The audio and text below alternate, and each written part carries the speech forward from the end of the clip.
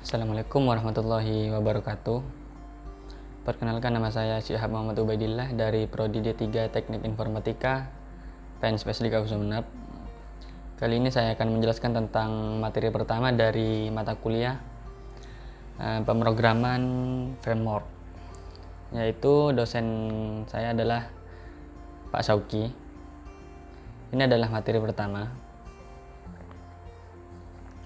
Introduction to PHP Framework oleh Ahmad Syauqi Ahsan.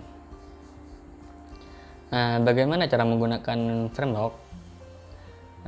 Untuk yang pertama itu adalah mempercepat proses pengembangan aplikasi dengan menyederhanakan proses-proses umum seperti akses ke database, validasi masukan, data, pengelolaan session, dan keamanan, ataupun lain-lainnya. Tidak perlu membuat kode program dari awal. Struktur program yang teratur dan konsisten itu menggunakan konsep MVC. Lebih mudah mengelola kode pemrograman dari sebuah aplikasi, terutama untuk aplikasi yang dikerjakan dalam tim atau aplikasi yang dikembangkan secara berkelanjutan. Terdapat banyak ekstensi atau modul untuk mengembangkan aplikasi dengan cepat dan mudah, misal seperti extension untuk upload file. Contoh beberapa framework. Pertama, ada yang berbasis PHP, seperti contoh CodeIgniter, Laravel, ataupun yang lainnya. Ada juga yang berbasis Python, seperti Django, Pyramid, Flash, Falcon, dan Sonic. Ada yang berbasis ASP, seperti ASP.NET MVC. Ada yang berbasis Java, yaitu Spring. Ada juga yang berbasis JavaScript, seperti AngularJS, Node.js, ataupun yang lainnya. Ada yang berbasis Ruby, seperti Ruby on Rails.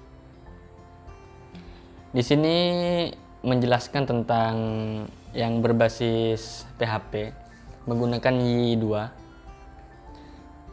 Apa itu Y2? Itu adalah PHP framework yang berperforma tinggi untuk mengembangkan aplikasi web berskala besar dengan cepat. Dengan Y2, memungkinkan proses pengembangan aplikasi web menjadi jauh lebih cepat.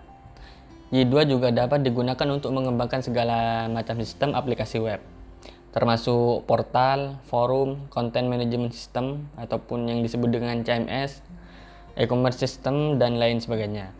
Nama Y merupakan singkatan dari Yes It Is. Is it fast? Is it secure? Is it professional? Is it right for my next project? Yes, it is. Itu singkatan dari Y2. Apa saja fitur-fitur dari Y2? Yang pertama, ada predefined schema for the user table. Ada juga fungsinya user login and registrational form. Dan forgot password functionality.